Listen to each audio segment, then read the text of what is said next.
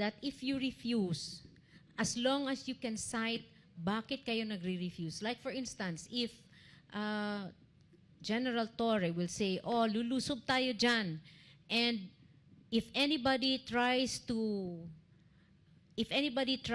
oppose us entering, babarilin natin, poposasan natin sila, mababae, malalaki. And he will use force even if the citizens of the kingdom will not offer any force. Bawal na bawal ho yan. That is violative of the law as well as your operational procedures. So I really hope that matauhan ho kayo, yung mga pulis ho, and you will refuse to follow unlawful orders. Pabayaan nyo na po si General Torre if ever he will give you unlawful orders.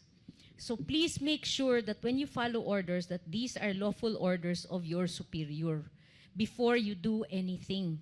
Kasi ho, baka mamaya, kayo po ang kakasuhan.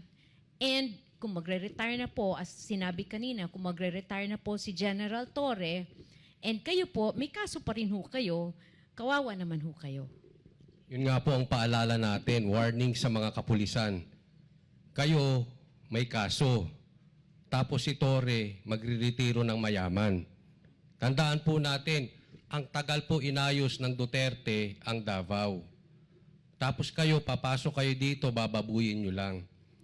Pwede naman kayo humindi kung sa tingin ninyo illegal. Kasi po naghahanda na po ang ating mga abogado sa mga ikakaso sa inyo. And this time, kasama na po kahit hindi lang po yung mga general, hindi lang po yung mga leaders, kahit patrolman.